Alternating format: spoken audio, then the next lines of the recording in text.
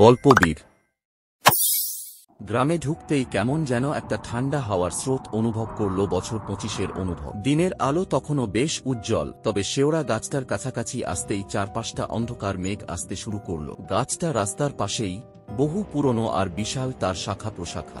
গ্রামের লোকেরা বলে এই গাছটায় নাকি পেতনি থাকে, দিনের বেলাতেও নাকি তার ছায়া পড়লে গা ছমছম করে। অনুভব অবশ্য এসব বিশ্বাস করে না। সে এসেছে তার পুরনো বন্ধু অর্ণবের খোঁজে। বছরখানেক আগে অর্ণব এই গ্রামেই একটা বৃদ্ধ কাকার কাছ থেকে পুরনো বাড়ি কিনেছিল। বলেছিল শহরের কোলাহল ছেড়ে প্রকৃতির মাঝে কিছুদিন শান্তি খুঁজে নেবে। কিন্তু মাসখানেক হলো অর্ণবের কোনো খবর নেই। ওকে ফোন করছি, ওর ফোনটা বন্ধ। তাই বাধ্য হয়ে অনুভব নিজেই এসেছে তাকে খুঁজতে। গ্রামের একজনের কাছে অর্ণবের বাড়ির ঠিকানা জেনে অনুভব এগিয়ে গেল। শেওড়া গাছটা পেরিয়ে একটা ধান ক্ষেত পাশ দিয়ে পথ ধরে মিনিট 10 হাঁটতেই পুরনো জীর্ণ একটা বাড়ি চোখে পড়ল। দরজা জানালাগুলো খোলা, চারপাশ আগাছায় ভরে গেছে, যেন বহু বছর ধরে কেউ এখানে থাকে না। অনুভবের বুকের ভেতরটা ধুপ করে উঠল। তবে কি কোনো বিপদ হয়েছে অর্ণবের? সাহস করে ভেতরে ঢুকল অনুভব। ঘরময় ধুলো আর মাকড়সার জাল। একটা ব্যবসা গন্ধ নাকে এলো। হঠাৎ একটা ঠান্ডা বাতাস এলো। মনে হলো যেন কেউ তার ঘাড়ের কাছে নিঃশ্বাস ফেলছে। চমকে ঘুরে তাকালো, কিন্তু কেউ নেই।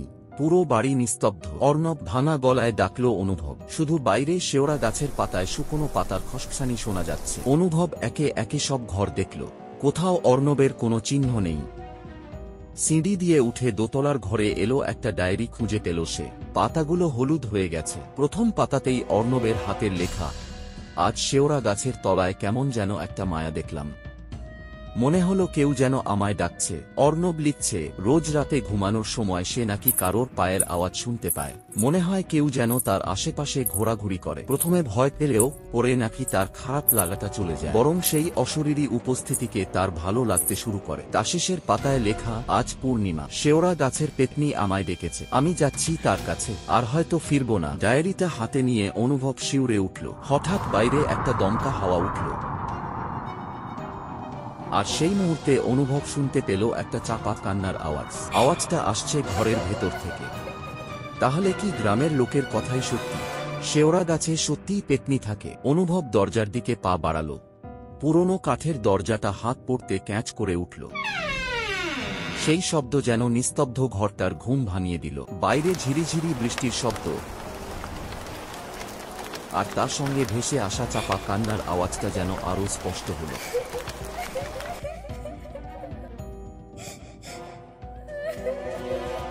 অনুভবের বুকের ভেতরটা ধুকপুক করছিল।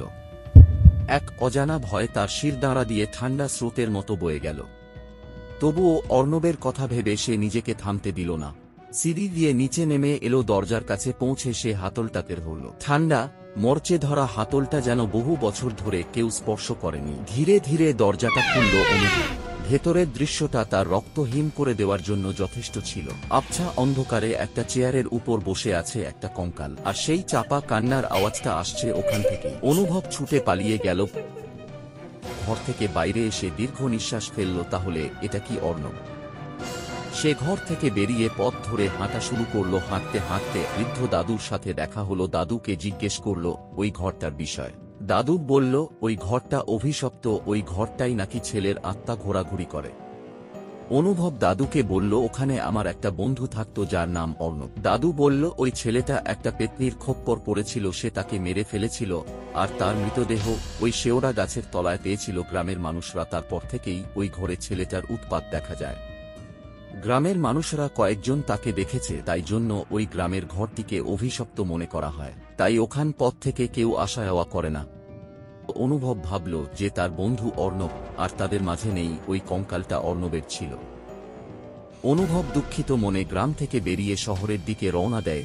তার বন্ধু অর্ণব সাথে আর দেখা হলো না তার। ভিডিওটা ভালো লাগলে একটা লাইক আর কমেন্ট করুন, আর এরকম ভিডিও পেতে চ্যানেলটাকে সাবস্ক্রাইব করে পাশে থাকুন।